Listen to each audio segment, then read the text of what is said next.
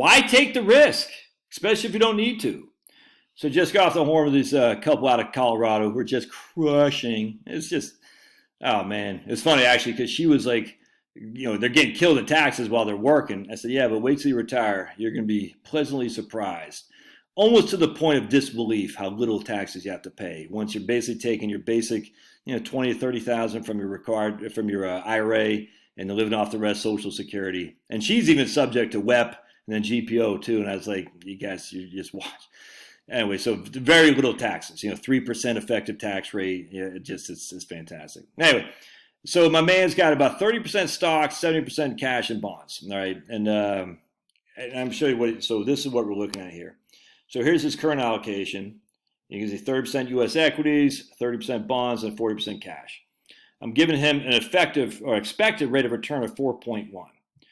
Now, this right here is our target allocation. Like I always tell everybody, it's got nothing to do with them specifically. I just say we need to get a higher rate of return, we can give you a higher rate of return. We can go from 4.1 to 5.3. But notice we're increasing basically our downside risk. Standard deviation is just essentially downside risk. It's not just downside, but that's what everyone is it's what we use to describe risk is standard deviation. Is 5.6 to 10.2. And let me just tell you how this works here. So we take our 4.1 as our expected rate of return. I was going to say it's 4. And 5.6 is our standard deviation. So we're going to times 5.6 times 3. All right, so we're going to do 5.6 times 3. That's a 16.8.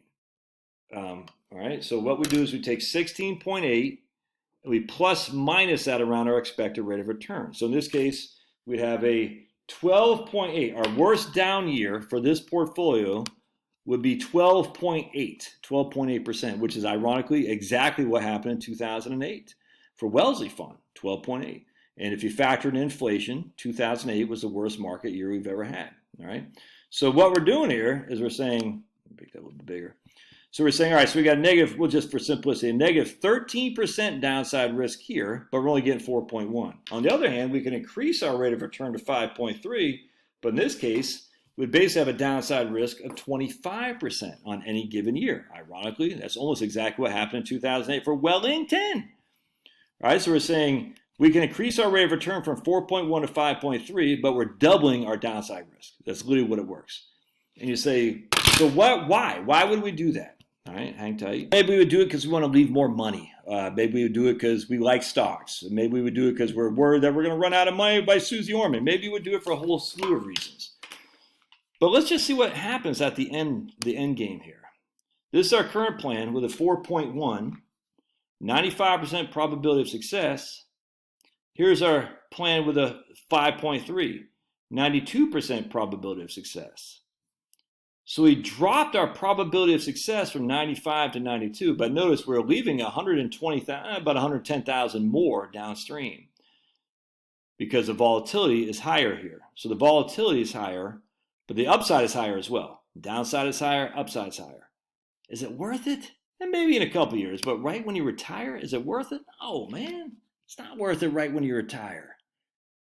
I mean, this guy's getting ready to retire for the first time in his life. It's just like, go freaking have fun. You can always revisit in a couple of years. But man, why put yourself through the grinder of like, oh, don't take the risk if you don't need it. I mean, you can do whatever you want. I don't care. People say, oh, but inflation. I get all that.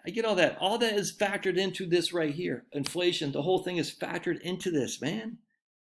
5.5% increase on Medicare, on all healthcare. Only 2.4% cost of living adjustment for Social Security. And for her, because she's affected by WEP and GPO, I'm not even giving her any spousal benefit and a very small slither of a GPO, a government pension offset, when her husband dies. And most likely she'll die before the husband anyway. Why take the risk if you don't need? I don't get it, man. Now, again, you could. But don't you remember what happened in 2008? It was bad. Let's avoid that, especially right when we retire. We can be more aggressive later when our days of traveling are behind us. But the first couple of years, man, keep it simple, keep it stupid, so you can go night-night and sleep well. All right, God bless. Love to hear your thoughts.